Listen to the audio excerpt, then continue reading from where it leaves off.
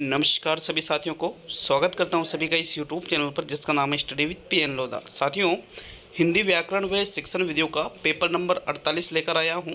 इसके पहले हमने हिंदी के 46 जो टेस्ट है उनको अटेंड कर लिया है। इसके पहले के जो 47 टेस्ट है, अगर आपने इनको अटेंड नहीं किया है तो वीडियो के लास्ट में एंड स्क्रीन में मैं प्ले लिस्ट लगा दूँगा, वहाँ पर टच करके आप पिछले सारे टेस्ट अटेंड कर सकते हो। यहाँ पर बहुत ही अच्छे शानदार वस्तुनिष्ठ प्रश्न संपूर्ण जो आपके पेपर आता है 35 नहीं 30 प्रश्न है साथियों।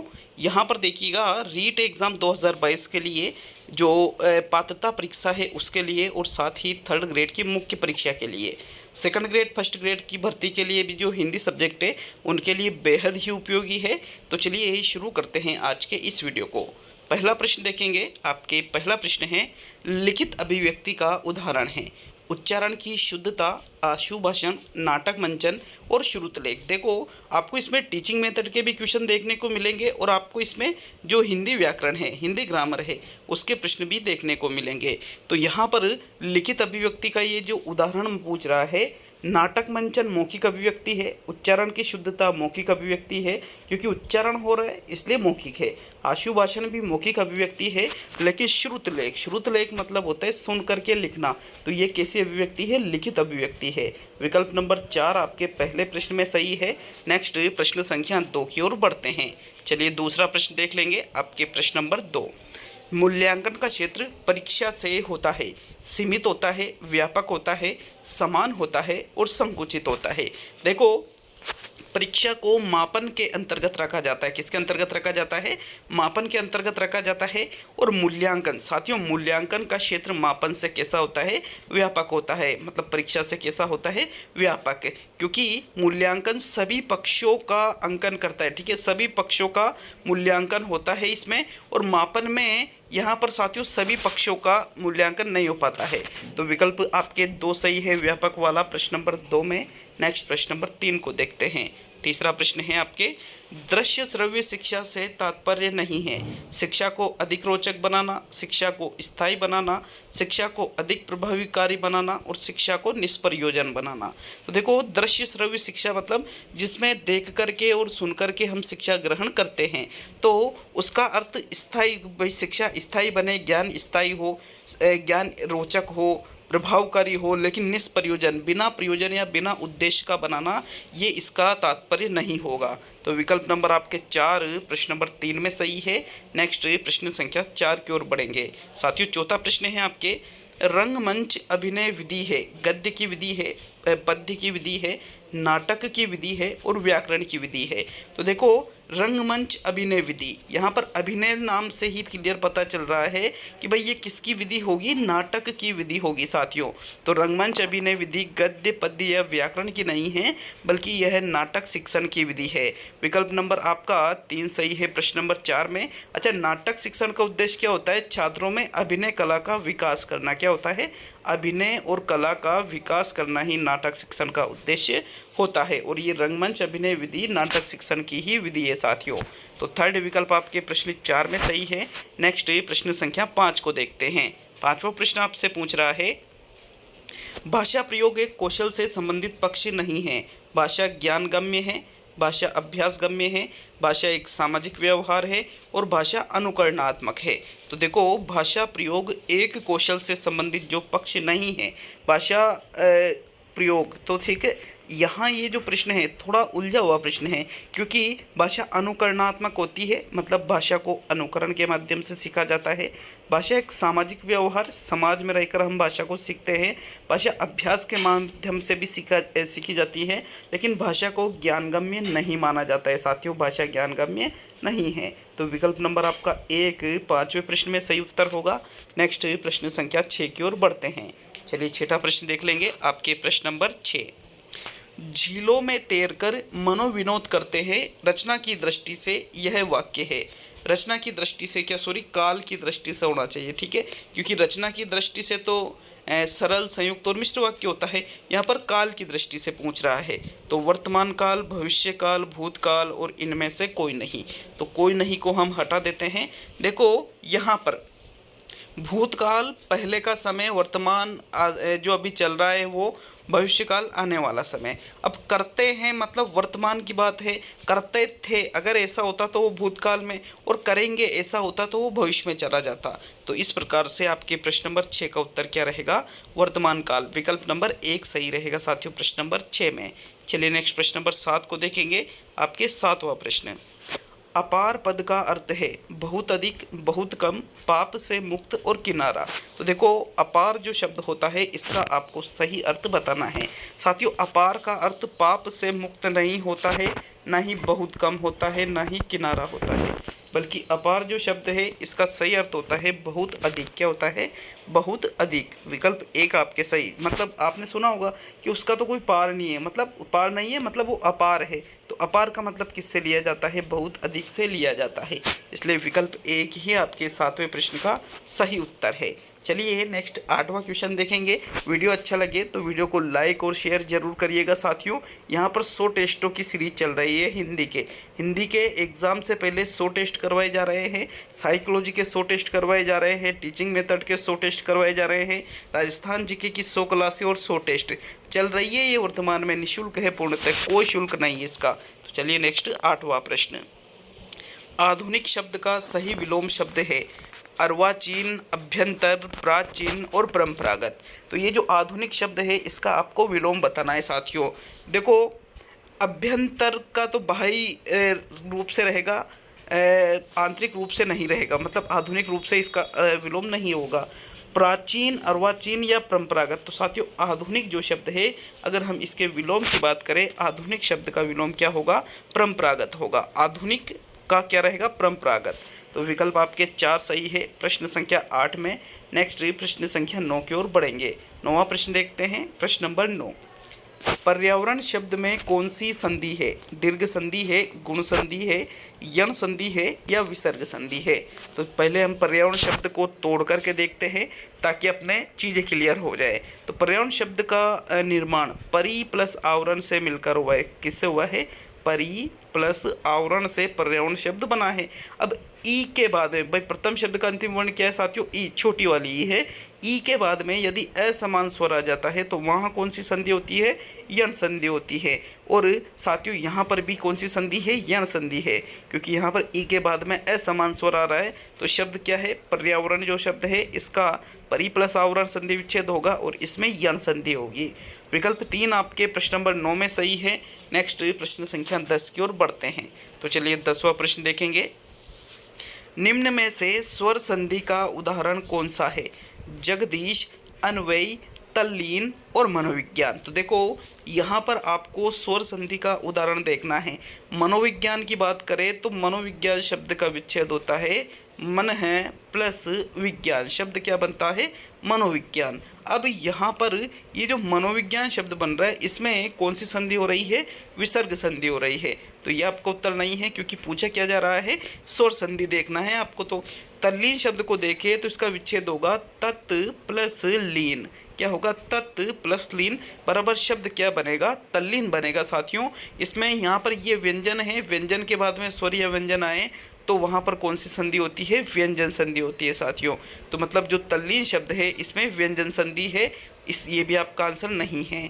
जगदीश शब्द में भी यहाँ पर स्वर संधि नहीं है, जगत प्लस ईश इसका संधि विच्छेद होगा और शब्द बनेगा जगदीश, ये भी व्यंजन संधि का उदाहरण है।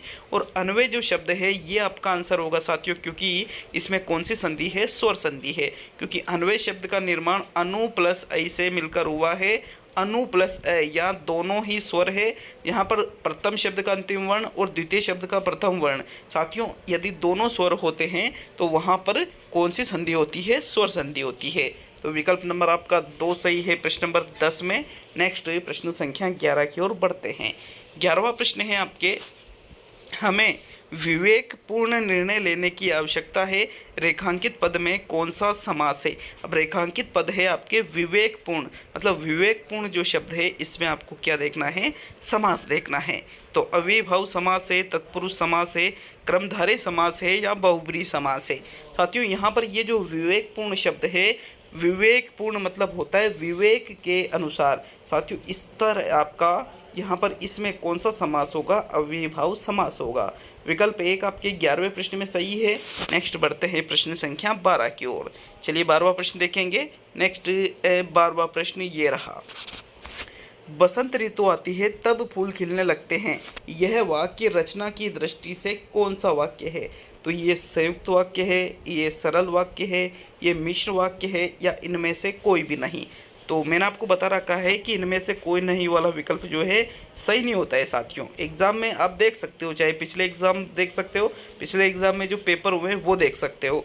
यहाँ पर देखिए बसंत ऋतु आती है तब फूल खिलने लगते हैं, तब से वाक्य दोनों वाक्य के बीच में क्या आ रहा है, तब। और जब, तब, जैसे, तैसे, यदि, तो, इस तरह के शब्द जब वाक्यों के बीच में आते हैं तो वो कौन सा वाक्य होता है, मिश्र वाक्य होता है। तीसरा विकल्प आपके प्रश्न 12 में सही है। नेक्स्ट आगे बढ़ते हैं प्रश्न संख्या 13 की ओर। चलिए 13वां प्रश्न देखेंगे।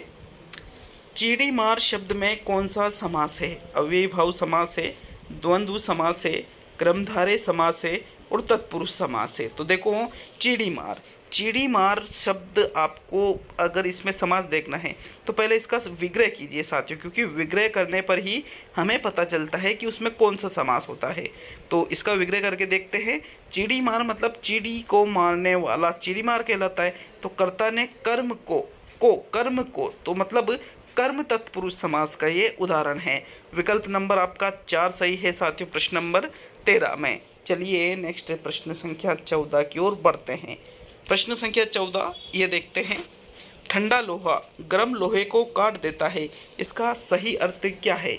शांति पर क्रोध की विजय होती है, क्रोध पर शांति की विजय होती है, धैर्य पर उतावलेपन की विजय होती है और झूठ पर सत्य की विजय होती है।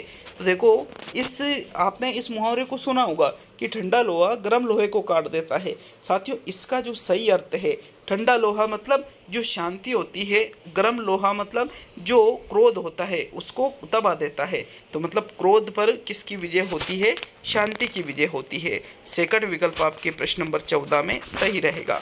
चलिए नेक्स्ट प्रश्न नंबर 15 को देखेंगे। तो आपके 15वां प्रश्न, भाषा सीखने का स्वाभाविक और मनोवैज्ञानिक क्रम है। पढ़ना, सुनना, लिखना, बोलना, बोलना आना चाहिए यहाँ पर, है ना।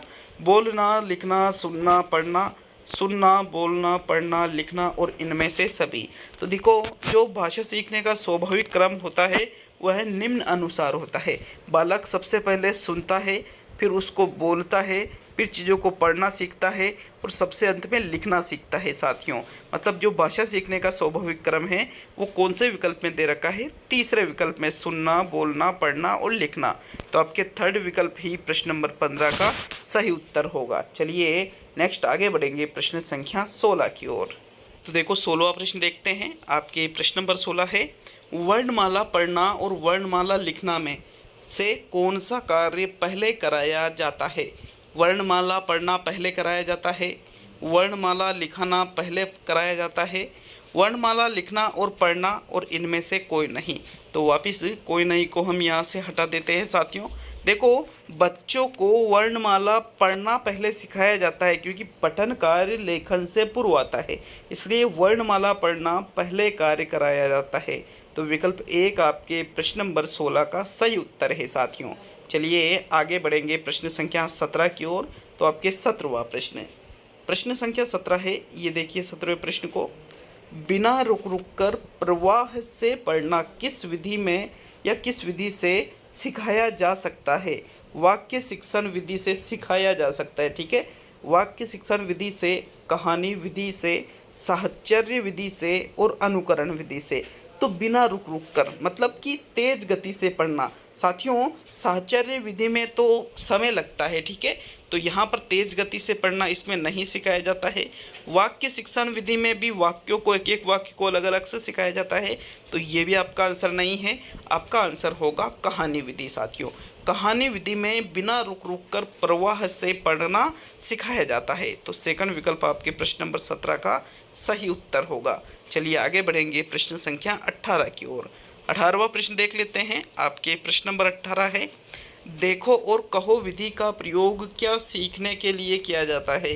सस्वर, मौन वाचन, दोनों और लेखन। तो देखो, देखो और कहो मतलब देख करके कहना है, देख करके बोलना है। अब बोलना है तो उसमें मौन वाचन तो बिल्कुल भी नहीं होगा साथियों, क्योंकि मौन वाचन में बोला नहीं जाता है। यहाँ पर फिर मौन वाचन नहीं है तो फिर ये दोनों भी नहीं है, लेखन या सस्वर वाचन। तो साथियों इसका जो सही आंसर है, देखो और कहो विधि जो होती है इसका प्रयोग सस्वर वाचन सिखाने के लिए किया जाता है। सस्वर वाचन मतलब स्वर के साथ में किया गया वाचन ही क्या कहलाता है, सस्वर वाचन कहलाता है। तो विकल्प एक आपके प्रश्न नंबर 17 का सही उत्तर होगा साथियों। नेक्स्ट प्रश्न संख्या 18 की ओर बढ़ते हैं। अच्छे, इसमें कैसे करते हैं, जैसे ऊपर कमल का चित्र बना हुआ है, ठीक है, ऊपर कमल का चित्र बना हुआ है और यहाँ नीचे लिखा हुआ है क। तो देख करके कि ये क्या है बेटा, कमल, तो कमल में आगे क्या आ रहा है, क आ रहा है। इस प्रकार से इस विधि में चीज़ें होती है। तो विकल्प एक ही सही रहेगा 17वें में। नेक्स्ट 18वां प्रश्न, कल बारिश हो रही थी, यह वाक्य है, सरल वाक्य है, मिश्र वाक्य है, संयुक्त वाक्य है या इनमें से कोई भी नहीं। तो कोई नहीं को हम विकल्पों में से हटा देते हैं। कल बारिश हो रही थी, हो रही थी यहाँ नॉर्मली है कि भाई ऐसा नहीं है कि जब मैं पहुँचा तब बारिश हो रही थी, कि कल बारिश होती तो फसलें नहीं सूखती, ऐसा कुछ भी नहीं पूछ रहा है साथियों। बल्कि राइट आंसर क्या रहेगा, सिर्फ एक ही वाक्य है, और जहाँ पर एक ही वाक्य है तो फिर इसमें कौन सा उदाहरण रहेगा, सरल वाक्य का उदाहरण रहेगा। ये विकल्प एक आपके प्रश्न नंबर 18 का सही उत्तर होगा। चलिए नेक्स्ट 19वां क्वेश्चन देखेंगे। शायद इसमें 2 बार 17वां प्रश्न है क्या, हाँ 2 बार, इसलिए तो सोचूं थोड़ा टाइम कैसे लग रहा है, 2 बार 17वां प्रश्न है। तो चलो 31 प्रश्न हो गए आपके, तो कोई नहीं, फायदा ही है, एक और प्रश्न बढ़ा। दान की बच्चियां के दांत नहीं देखे जाते, इसका सही अर्थ क्या है। दांत देखकर पशु की उम्र ज्ञात हो जाती है, मुफ्त की वस्तु के गुण अवगुण नहीं देखे जाते हैं, दान की वस्तु का मूल्य नहीं पूछा जाता है और दान की बच्चियां के दांत नहीं होते हैं। तो देखो, आपने इस चीज़ को भी सुना होगा कि जो दान की बच्चे हैं उसके दांत क्यों देख रहे हो, मतलब आपको वो चीज़ दान की मतलब मुफ्त में मिली हुई चीज़ है साथियों, तो उसके गुण अवगुण नहीं देखना चाहिए हमें, ठीक है। तो दूसरा विकल्प आपके सही है, मुफ्त की वस्तु के गुण अवगुण नहीं देखे जाते, दान की बच्चे के दंत नहीं देखे जाते, इसका सही अर्थ होगा। चलिए नेक्स्ट प्रश्न नंबर 20 को देखेंगे। तो आपके 20वां प्रश्न है, ध्वनि, शब्द एवं वाक्य रचना का ज्ञान हिंदी शिक्षण में किस उद्देश्य के अंतर्गत आता है। रचनात्मक उद्देश्य, सृजनात्मक उद्देश्य, कौशलात्मक उद्देश्य और ज्ञानात्मक उद्देश्य। तो देखो प्रश्न संख्या 20 में जो सही है, यहाँ पर इन ध्वनि का ज्ञान, शब्द का ज्ञान, वाक्य रचना का ज्ञान, जहाँ पर ज्ञान प्रदान करने की बात की जाती है तो उसको हमेशा ज्ञानात्मक उद्देश्य में रखा जाता है। किस में रखा जाता है, ज्ञानात्मक उद्देश्य में। फोर्थ विकल्प आपके 20वें प्रश्न का सही आंसर है साथियों। नेक्स्ट प्रश्न संख्या 21 की ओर बढ़ते हैं। तो आपके 21वां प्रश्न है, गृह कार्य का मूल्यांकन क्यों आवश्यक है। इससे शिक्षण रोचक व प्रभावी बनेगा, इससे छात्रों के सबल एवं निर्बल पक्ष की जानकारी होगी, इससे बालक को सही दिशा मिलेगी और इससे शिक्षक अपनी कमजोरियों को जान सकेगा। तो बताओ प्रश्न नंबर 21 में कौन सा विकल्प आपका सही रहेगा, गृह कार्य का मूल्यांकन इनमें से क्यों आवश्यक है। तो आंसर देख लेते हैं साथियों, प्रश्न नंबर 21 में क्या आंसर रहेगा। देखो, गृह कार्य जो बच्चों को हम होमवर्क देते हैं, यदि हम उसका मूल्यांकन करते हैं तो उससे क्या फ़ायदा होगा साथियों, हमें छात्र का सबल एवं निर्बल पक्ष जो है उसकी जानकारी उसके माध्यम से हो सकेगी। तो 21वें प्रश्न में आपके दूसरा विकल्प सही है। नेक्स्ट प्रश्न संख्या 22 की ओर बढ़ते हैं। 22वां प्रश्न देखेंगे। अच्छा, कमेंट बॉक्स में कमेंट करके जाना कि कितने प्रश्न आपके सही हो रहे हैं। 30 में से 30 के, इसमें भी 31 प्रश्न है आपके। छोटे बालकों की कल्पना शक्ति विकसित करने का माध्यम है महापुरुषों की जीवनियाँ, रसानुभूति, कविताएं, पौराणिक कथाएं और परियों की कहानियाँ। देखो, छोटे बच्चे होते हैं, उनकी कल्पना शक्ति विकसित करनी है तो सर्वश्रेष्ठ माध्यम इनमें से कौन सा है साथियों। देखो, महापुरुषों की जीवनियाँ छोटे बच्चों को सुनाना, इससे कल्पना शक्ति विकसित नहीं साथियों। सबसे ज़्यादा कल्पना शक्ति विकसित छोटे बच्चों की कैसे होगी, जब आप उनको परियों की कहानियाँ सुनाओगे, क्योंकि परियों की कहानियाँ काल्पनिक होती है, कल्पनाओं पर आधारित होती है, और ये जो चीज़ें हैं ये पूर्णतः कल्पनाओं पर आधारित नहीं होती है। इसलिए यहाँ पर कल्पना शक्ति विकसित करने का जो माध्यम है वो परियों की कहानियाँ रहेगा। तो फोर्थ विकल्प आपके 22 में सही है। नेक्स्ट प्रश्न नंबर 23 को देखेंगे। 23वां प्रश्न है, भाषा शिक्षण में रिक्त स्थान है जिसकी पूर्ति करनी है, कार्य अंत में आता है, वाचन कार्य, श्रवण कार्य, उच्चारण कार्य और लेखन कार्य। देखो भाषा शिक्षण में सबसे अंत में क्या आता है, श्रवण तो सबसे पहले आता है और लेखन कार्य सबसे अंत में आता है साथियों। तो विकल्प नंबर आपका 4 23 का सही आंसर है। नेक्स्ट प्रश्न नंबर 24 को देखते हैं। आपके 24वां प्रश्न देख लेंगे, प्रश्न नंबर 24। साथियों प्रश्न नंबर 24 पे आते हैं। आपके 24वां प्रश्न है, अभिव्यक्ति की कुशलताएं किस भाषाई तत्व के साथ जोड़ी जाती है? सुनना, गुनगुनाना, बोलना और पठन करना। तो देखो दो चीज़ें होती है अभिव्यक्ति। पहली तो क्या है अभिव्यक्ति, और दूसरा होता है साथियों ग्रहाई। ग्रहाई का मतलब होता है ग्रहण करना और अभिव्यक्ति का मतलब होता है खुद के विचारों को व्यक्त करना। अब यहाँ पर खुद के विचारों को हम दो तरीके से व्यक्त करते हैं, एक तो बोल करके व्यक्त करते हैं और एक साथियों लिख करके व्यक्त करते हैं। तो यहाँ पर बोलना तो है लेकिन लिखना नहीं, इसलिए बोलना ही सही उत्तर होगा क्योंकि अभिव्यक्ति के अंतर्गत बोलना आ जाएगा। सुनकर और पठन करके हम ग्रहण करते हैं, तो ओनली थर्ड विकल्प आपके प्रश्न 24 में सही है। नेक्स्ट प्रश्न नंबर 25 को देखेंगे। 25वां प्रश्न है, मूल्यांकन हेतु अपनाई जाने वाली विधियां हैं अवलोकन व साक्षात्कार, प्रश्नावली व चेकलिस्ट, क्रियाशीलता का सिद्धांत और स्वाभाविकता का सिद्धांत। तो देखो मूल्यांकन के लिए जिन विधियों को अपनाया जाता है साथियों, अब यहाँ पर ये क्रियाशीलता का सिद्धांत, स्वाभाविकता का सिद्धांत, ये मूल्यांकन की विधियाँ थोड़ी है।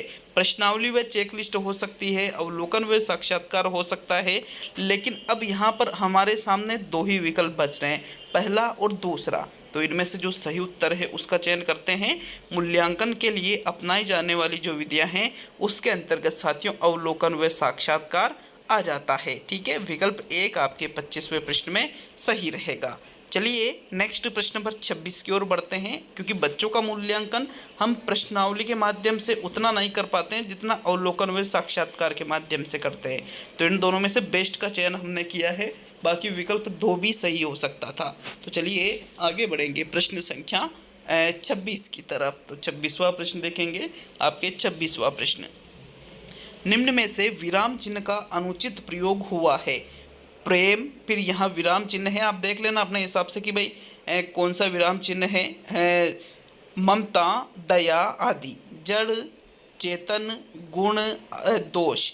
अरे फिर यहाँ पर ये विराम चिन्ह है, तुम कैसे आ गए, फिर ये चिन्ह, तुम्हारा नाम क्या है, फिर ये चिन्ह। तो देखो तुम्हारा नाम क्या है, यहाँ पर पूछा जा रहा है मतलब प्रश्न किया जा रहा है, तो फिर प्रश्नवाचक चिन्ह लगा हुआ है जो कि बिल्कुल सही है। अरे तुम कैसे आ गए, तो यहाँ पर ये विस्मय सूचक चिन्ह लगा हुआ है, मतलब आश्चर्य का बोध हो गए, अरे तुम कैसे आ गए, तो ये भी सही है। प्रेम, फिर यहाँ ये विराम चिन्ह, ममता, दया आदि, ये भी सही है। लेकिन साथियों यहाँ पर ये जो जड़ चेतन के बीच तो योजक चिन्ह आना चाहिए था, और फिर यहाँ पर ये जो विराम चिन्ह है ये या चेतन के बाद में आना चाहिए, और गुण दोष के बीच में भी योजक चिन्ह आना चाहिए था। तो दूसरा जो विकल्प है इसमें अनुचित विराम चिन्ह का प्रयोग हुआ है। तो 26वें में सेकंड विकल्प सही है। नेक्स्ट प्रश्न नंबर 27 को देखेंगे। 27वां प्रश्न है, अंडे का शहजादा मुहावरे का अर्थ है कमजोर व्यक्ति, चालाक व्यक्ति, अनुभवी व्यक्ति और अनुभवहीन व्यक्ति। तो देखो अंडे का शहजादा एक मुहावरा है और इसका जो सही अर्थ होता है वो होता है अनुभवहीन व्यक्ति। क्या होता है, अनुभवहीन व्यक्ति, कि जो अनुभवी व्यक्ति नहीं है, जिसको अनुभव नहीं है, अनुभवहीन है, उसके लिए अंडे का शहजादा जो मुहावरा है इसका प्रयोग किया जाता है। जैसे कोई व्यक्ति है, उसका जो परिवार है वो पहले से ही ठाट बाट वाला परिवार है, परिवार के कारण उसको उच्च पद की प्राप्ति हो जाती है, लेकिन उस चीज़ का उसको बिल्कुल भी अनुभव नहीं होता, तो कहते हैं कि अरे अंडे का शहजादा है वो, तो मतलब अनुभवहीन व्यक्ति है। तो फोर्थ विकल्प आपके 27वें प्रश्न में सही है साथियों। नेक्स्ट 28वां प्रश्न देखेंगे। दिए गए शब्दों में से अशुद्ध शब्द है उज्ज्वल, दुर्गम, अभ्यारण्य और राजेंद्र। तो देखो राजा प्लस इंद्र, राजेंद्र सही शब्द है। दुर्गम भी ऐसे लिखा जाता है, उज्ज्वल भी ऐसे लिखा जाता है। उज्ज्वल का जो अशुद्ध रूप है वो ऐसे होता है साथियों, ये क्या है, अशुद्ध है और ये शुद्ध है। लेकिन अभ्यारण्य जो शब्द है ये अशुद्ध है, क्योंकि अभ्यारण्य शब्द नहीं होता है, अभयारण्य शब्द होता है। क्या होता है, अभयारण्य, अभय प्लस अरण्य से अभयारण्य शब्द बनता है। तो विकल्प नंबर जो 3 है अभयारण्य शब्द, ये क्या है, एक अशुद्ध शब्द है। तीसरा विकल्प आपके 28वें प्रश्न में सही है। अब आज का सेकंड लास्ट क्वेश्चन, वीडियो अच्छा लगे तो लाइक शेयर कीजिएगा साथियों। प वर्ग का उच्चारण स्थान है दंत, कंठ, ओष्ठ और तालव्य। तो प्रश्न संख्या 29 का जो सही उत्तर है प वर्ग का जो उच्चारण स्थान है उपोधिनाम ओष्ठ है। मतलब प वर्ग का उच्चारण स्थान किससे लिया जाता है? ओष्ठ से। जैसे प, फ, ब, भ और म, इनका उच्चारण स्थान किससे होता है? हमारे होठों से होता है साथियों। तो विकल्प नंबर आपका 3 सही है 29 में। अब आज का अंतिम और 30वां प्रश्न है। ये यहाँ पर आपको एक प्लेलिस्ट दिखेगी, उस पर टच करके पिछले सारे वीडियो आप देख सकते हो साथियों। पूर्णतः निःशुल्क, किसी भी प्रकार का कोई शुल्क नहीं है। तो चलिए 30वां प्रश्न। निम्न में से उपसर्ग रहित शब्द है सुयोग, विदेश, अत्यधिक और सामाजिक। तो देखो उपसर्ग रहित मतलब जिसमें उपसर्ग नहीं लगा हुआ है।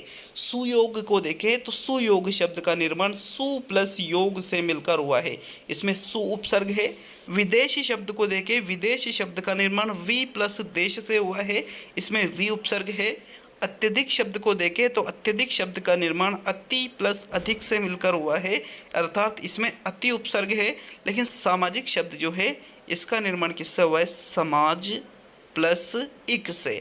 यहाँ पर इसमें समाज शब्द मूल है और इक इसमें प्रत्यय है। तो ये सामाजिक जो शब्द है इसमें कोई भी उपसर्ग नहीं है, यह उपसर्ग रहित शब्द है। इसलिए फोर्थ विकल्प आपके 30वें प्रश्न में सही है। तो ये आज का टेस्ट पूरा होता है। अच्छा लगे तो लाइक शेयर करिएगा, और किसी प्रश्न में कोई डाउट हो तो उसके लिए आप कमेंट बॉक्स में कमेंट कर सकते हो साथियों।